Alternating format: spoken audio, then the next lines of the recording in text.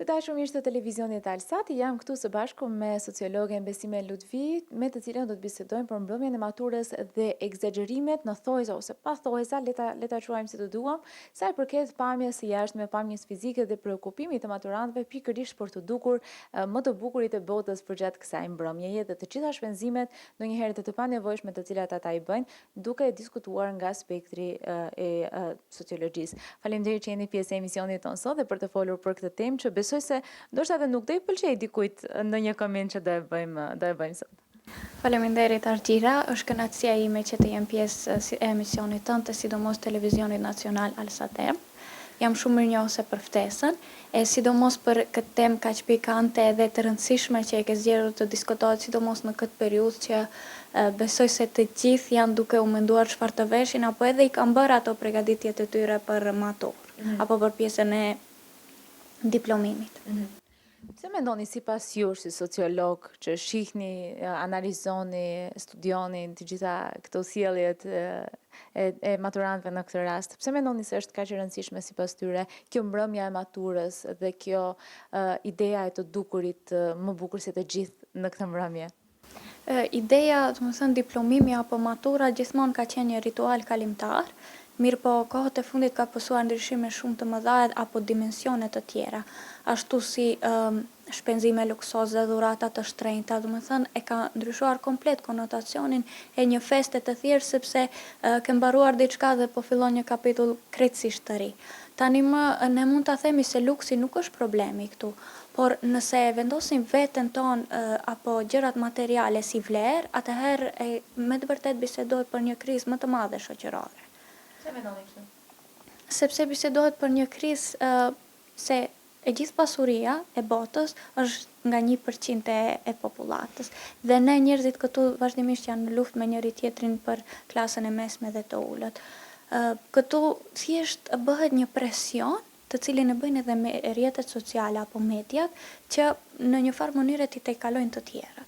Pra sa më shumë të dukesh sa më bukur se të tjerët, sa më shumë shpenzime të bësh, kush ka dhurata më të shtrenjta, madje edhe vetura marrin me qera, apo i fusin edhe prindrit e tyre në bosh që t'i plotësojnë ato teket e tyre që të duken sa më bukur në mbrëmjen e maturës.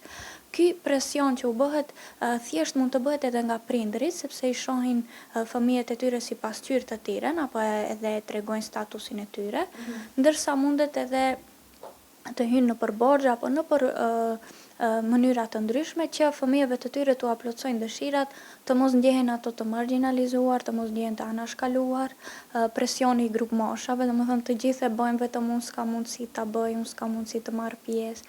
Pra të gjitha këto janë shumë faktor ekonomik, social që janë veshin kësaj lloj feste. Unë do doja që të ndalesha tek të gjitha këto të cilat ju i përmendët, të gjitha këto faktorë të cilat ju i përmendët deri më tani dhe të gjitha fenomenet si duke filluar nga makinat luksoze, të cilat merren me qera ose huazohen nga të tjerët, shpenzimet pa numërta dhe të gjitha detajet e tjera, por edhe tek rrjetet sociale do të ndalemi pak më vonë, por përpara se të kalojmë tek ato faktorët e jashtëm, do doja që të ndalesha duke filluar nga familja dhe ambienti në të cilin ata rriten dhe jetojnë. Si ndikon në këtë ide dhe këtë presion dhe këtë dëshirën e madhe për të qenë në qendër të vëmendjes në këtë mbrëmje? Në këtë mbrëmje ata shohin thelbin e suksesit materializmin. Atë ditë apo natë mbrëmje nuk shikohet se cila është arritja akademike, por i gjithë fokusi vendoset tek shpenzimet apo tek pjesët materiale. Kush duket më bukur, sidomos si shumë mirë e përmende edhe normalizimin e të gjithë këtyre fenomeneve. Prindërit e shohin si normale edhe e gjithë shoqëria e sheh si normale. Nëse bisedon të thuar se janë shumë harxhime të mëdha, nuk ja vlen, jo thonë se është vetëm ndodh një herë në jetë, është një ditë, pra nuk mund është gjithçka e normalizuar, nuk mund të thuash se nuk bën. Mirë po nëse e kthejmë ka ana tjetër e shohim se me të vërtet gjithaj shpenzim e thonë edhe ata vetë është vetëm për një ditë.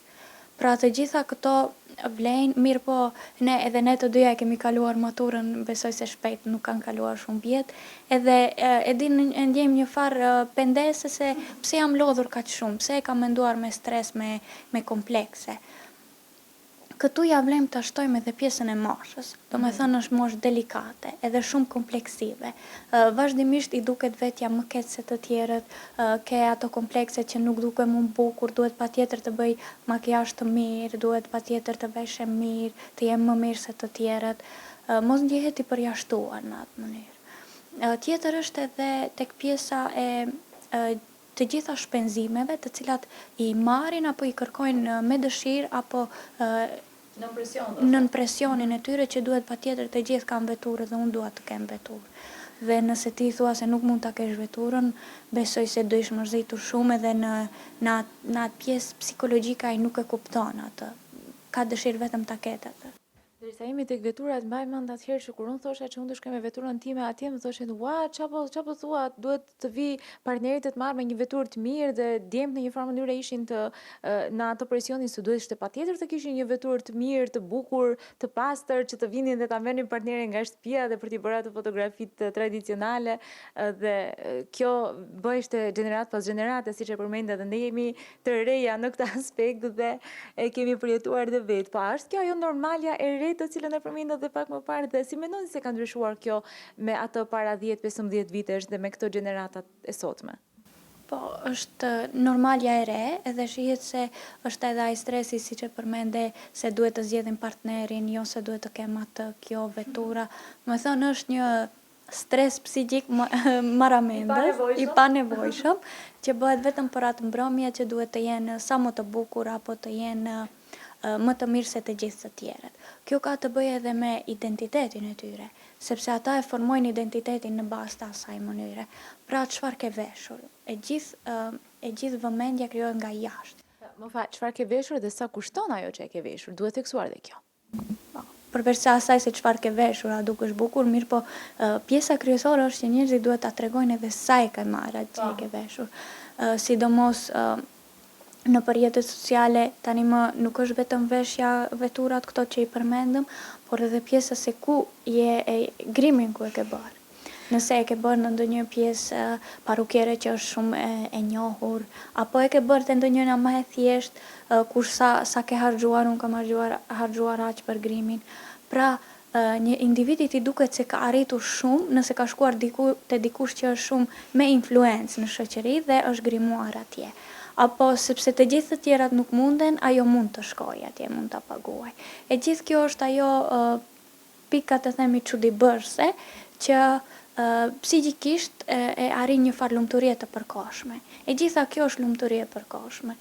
Ktu vlen të përmendet edhe hedonizmi i përjetshëm, ku njeriu mund të marrësh gjithçka, por gjithmonë do të kërkosh diçka edhe më të mirë dhe kjo rezulton në një zhgënjim të pafund.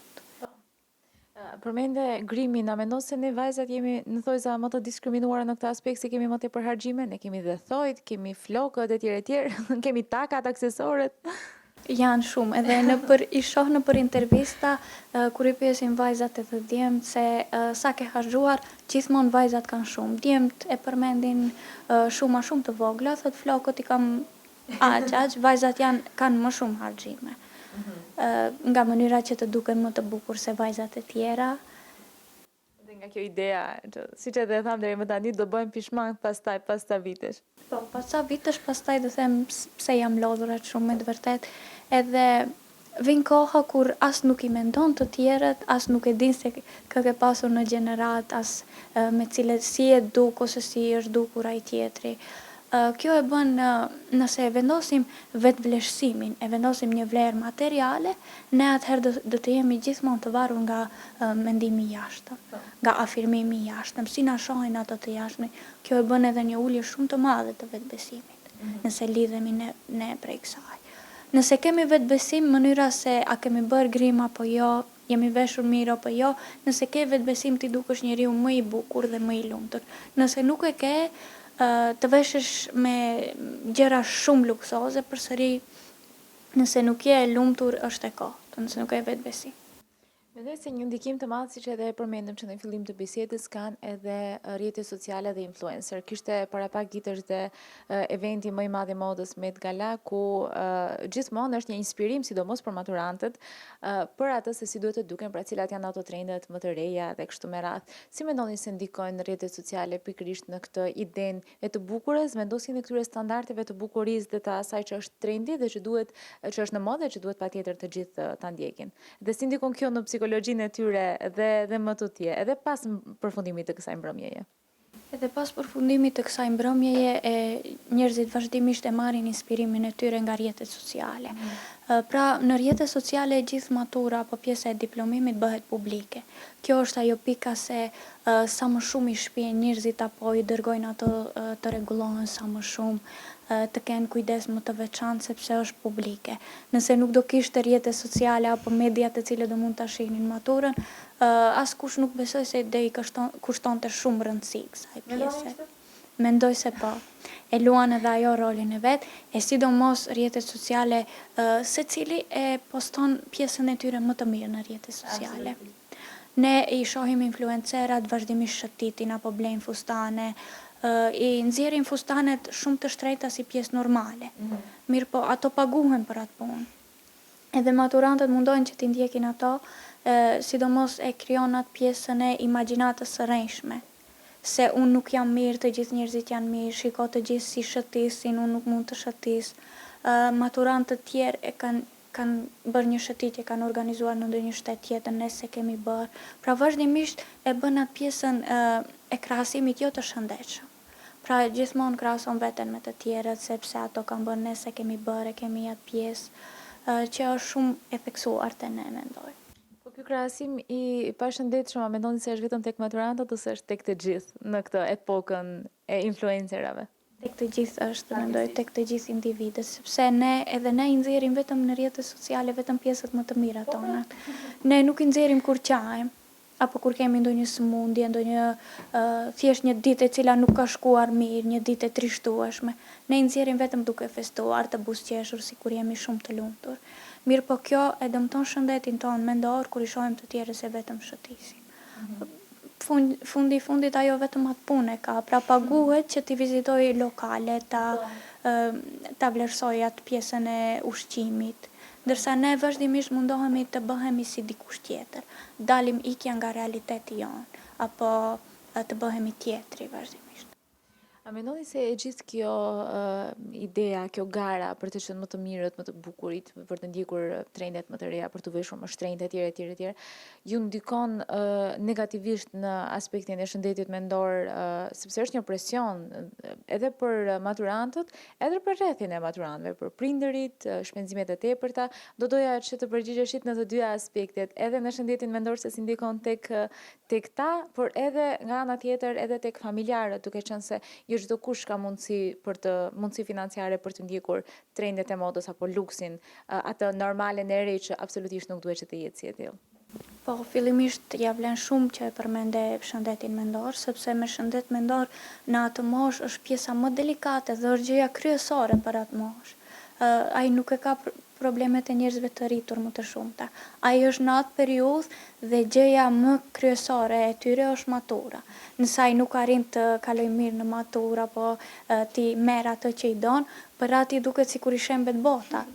Dhe nëse prindrit vazhdimisht mundohen që t'u plotësojnë dëshirat, por këshilla më e mirë gjatë kësaj që ti gjendesh afër është që ti bisedojnë me to problemet.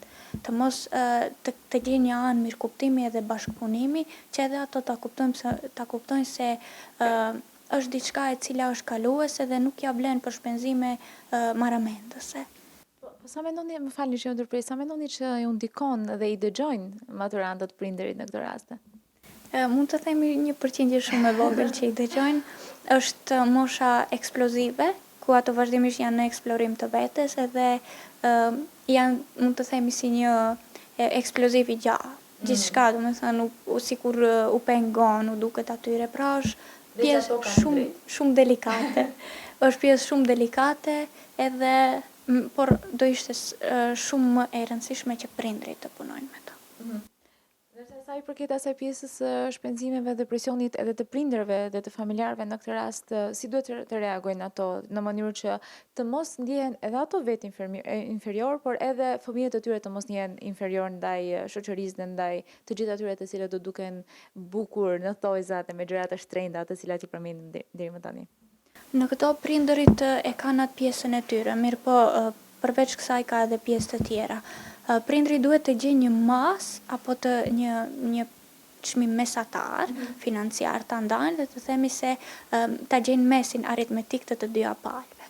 Mirë po në këtë duhet edhe shkollat ta luajnë rolin e vet. Të organizojnë festa që janë të përballueshme për të gjithë. Jo vetëm të organizohen shkollat të mësojnë atë lirinë e tyre të bëjnë çfarë të duan. Bisedohet për shkollat ku jo të gjithë nxënësit i kanë të njëjtat pjesë socio-ekonomike, mjetet e tyre. Pra të organizohet një fest në ambientet e shkollës apo në ndonjë ambient edhe të vendoset një dress code, pra një kod i veshjes, ku secili si duhet të jetë i veshur. Pra kjo do të ishte një mënyrë kontrollimi që të bëhet njerëzve dhe të largohen nga ato rrugët e shtrenjta apo luksoze. Tjetër është edhe edukimi financiar. Pra të bëhet një edukim financiar, sepse kompanitë e normalizojnë këtë harxhime dhe sa më shumë e shtin atë edhe e afirmojnë se kjo është vetëm ndodh një herë në jetë, që të mos e harxhosh, nuk vin më. Kjo është vetëm pjesë e marketingut, edhe një botë e konsumerizmit, pra njeriu vazhdimisht mundohet të jetë një konsumues shumë i madh, duke mos e kuptuar vlerën dhe rëndësinë e nevojave. Pra edhe prindrit edhe të gjithë institucionet të cilat kanë të bëjnë me nxënësit, t'ua tregojnë atyre se nevojën e atyre gjërave elementare. Pra nëse ti patjetër duhet ta gjesh atë mesin e të gjitha gjërave. Por gjithsesi kjo strategjia e marketingut po zhvillohet mjaft mirë dhe është mjaft e suksesshme sepse me të vërtet në një farë mënyrë e ka bërë lavazh trurin e të rinjve dhe çdo kush shkon tek ata më me emër, më me influencë në qytetet e tyre. Dhe sa i përket edhe dress code-it dhe do doja që të ndalesha pak tek pjesa e veshjeve. A mendoni se ndoshta janë dhe pak ekstravagante për moshën e tyre, fustanet apo kostumet të cilat vendosin që t'i veshin këto të rinj pikërisht në mbrëmjen e maturës? A është dhe kjo një normale e re duke marrë parasysh se bëhet fjalë për 18-19 vjeçarë? Po, është gati se më thuaj se edhe janë ende minoren, dikush nuk i ka mbush ende 18 vjet, dikush 19, varet si është ajo pjesa e moshës, mirë po janë edhe pak ekstravagante. Unë gjithmonë i mbahem asaj fjale se çdo kush mund të veshet si të doj. Nëse është i lumtur në atë mënyrë, për mua nuk ka problem. Mirë po kur bisedohet për një moshë të vogël, atëherë sikur edhe unë stepem pak prapa, gjë që edhe shoqëria këtu te ne duhet ta vlerësojmë edhe mënyrën se si shihen nga shoqëria. Pra mos krijohen stereotipe apo etiketime të ndryshme me pjesë ekstravagante të cilat i shohin nëpër televizor nga ato janë ta dallojnë atë sepse nëpër televizione ato janë pjesë skenike apo shfaqje skenike, nuk kanë të bëjnë me jetën reale. Kjo është diçka tjetër dhe të beshesh më përshtatshëm me moshën tënde. Ani se është për shembull më e zhveshur apo më e veshur komplet, por të jetë e përshtatshme. A mendoni se kjo mbrëmja e maturës është, domethënë, paramendohet dhe përjetohet si një mbrëmje që shënon përfundimin e një etape jetësore ose në këtë periudhën e fundit, këto vitet e fundit është kthyer edhe në një farë mënyrë në një konkurs bukurie? Është pikërisht është kryer në një konkurs bukurie, mirë po duhet edhe ta kuptojmë se tani më fillon një etapë shumë më e rëndësishme dhe më e madhe, pra deri tek shkolla e mesme e përfundon atë kapitullin tënd si minoren, tashmë i merr të drejtat e tua, i merr disa përgjegjësi mbi supet e tua, duhet ta zgjedhësh drejtimin me të cilin më do të vazhdosh, ti i merr ato pjesët etapë e gjithë jeta pastaj të ndjek pas tyre. Por edhe kjo mund të bëjmë si një lehtësim dhe ja lëm kohës, ku në fund mund të themi se është vetëm një natë, edhe kështu mbyllet e gjitha. Mirë po nuk mbyllet gjithçka në këtë, sepse tek atëherë fillojnë të gjitha momentet më të mira, momentet më problematike, gjithçka tjetër shumë më e rëndësishme se nata e maturës. Gjithsesi, kjo natë e maturës përfundon shpejt dhe i gjithë ky presion mbaron me përfundimin e kësaj nate, çfarë ndodh më pas? Të gjithë kanë qenë të fokusuar me muaj të tëra pikërisht në këtë gjë dhe pastaj pas përfundimit të kësaj mbrëmjeje, të gjithë nuk dinë se çfarë të bëjnë më. Si e përjetojnë maturantët këtë periudhë? Është lumturia e përkohshme. Pra njeriu vazhdimisht mundohet ta gjejë atë lumturinë e përkohshme që ta prish monotoninë apo atë vazhdimsinë e jetës. Pasi arrin kjo, bie intensiteti, bien emocionet dhe besoj e kanë edhe atë pjesën se nuk do shihemi më, dashuria ndaj nxënësve tjerë apo miqve të tyre. Mirë po është fazë të cilat të gjitha harrohen, sepse secili nxënës i merr ato obligimet e tyre edhe nuk mendoj se nuk do i shkoj mendja më t'i kujtoj momentet e shkollës së mesme. Pavarësisht disa kalojnë shumë mirë në shkollën e mesme dhe e kujtojnë gjithë jetën, disa e kanë traumën më të madhe periudhën e shkollës së mesme. Kjo, siç e tham më herët, është normalja e re, pa do jetë kjo normale edhe për vitet e ardhshme, si e shihni ju këtë pas 5-10 vitesh kremtimin e mbrëmjes së maturës? Ose më ekstravagante se ç'është sot? E shoh si pjesë e njëjta, mendoj se do t'jetë. Me shpresë se do të përmirësohen kushtet, do të bëhen më të mira, edhe sidomos do të bëhet edukimi i shoqërisë. Nëse bëhet edukimi i shoqërisë, atëherë nuk do të ketë nevojë që të bëhen shpenzime shumë të mëdha apo pjesë ekstravagante të cilat do ta shqetësonin shoqërinë më të gjerë. Nuk do të kishte kriza të thella shoqërore edhe njerëzit do të ndiheshin më të rehatshëm edhe më të lumtur. A mendoni se edhe shkolla duhet që ta bëjnë punën e tyre siç e përmendëm më herët që të krijojmë kushte për të gjithë, por edhe t'u ambjellin këtë idenë që duhet të fokusohen tek suksesi akademik dhe tek përpjekjet dhe arritjet e tyre në jetë përveç se për atë idenë e të dukurit bukur, sepse normalisht askush nuk e mohon, të gjithë duam që të dukemi bukur, të mos na keq kuptojnë, por ama fokusi dhe prioriteti të jetë dikun tjetër. A mendoni se edhe shkollat e kanë këtë rol, ndoshta që deri diku edhe anashkalojnë, sidomos kur fillon gjyqëtori i dytë i vitit të fundit? Sidomos pikërisht është pjesa më themelore e një jete është edhe shkolla. Pas familjes, pra ku e merr ato mësimet e para dhe jetën e parë, e dyta është shkolla, ku e kalon një pjesë të mirë të jetës në shkollë. Ti edukoj apo ti riedukoj ato që në mënyrë që të jenë njerëz më të thjeshtë, më të kënaqur edhe sa më shumë vetbesim. Te ne si shoqëri unë e shoh shumë shqetësuese problemin e vetbesimit. Njerëzit nuk e kanë atë vetbesimin e tyre. Qofshin ato nxënës në moshën e adoleshencës, por edhe tek njerëzit më të rritur, mungon pjesa e vlerësimit. Pra ato atë ditë nuk e vlerësojnë se çfarë arritje ka pasur gjatë shkollës së mesme, por çfarë veture ka veshur apo e gjithë suksesi që ato e kanë arritur është se e ka telefonin më të fundit. Apo nëse kësaj vendosin se gjithçka identiteti i tyre është një logo në bluzë apo në kapelen e tyre, atëherë ajo është shkatërimi i shoqërisë. Një porosi e fundit për të gjithë maturantët, përveç se që ju dëshirojmë shumë suksese? Përveç shumë suksese në këtë pjesë, në këtë periudhë më të lumtur të tyre dhe mjaft që është me telashe, unë ju uroj që sa më shumë t'i japin vlerë, mos t'ju japin vlerë gjërave materiale, sepse atëherë i humbet shija gjërave që na bëjnë neve me të vërtet të lumtur. Unë ju falenderoj shumë për këtë bisedë, për këtë këshilla dhe besoj se të gjithë maturantët do e kenë vath në vesh të gjithë këtë që ne e thamë deri më tani. Tani pak ndoshta dhe i kritikuam dhe i çortuam, por e kemi për të mirën e tyre, duke qenë se e dim se një ditë do mendojnë dhe ata si ne që po mendojmë sot.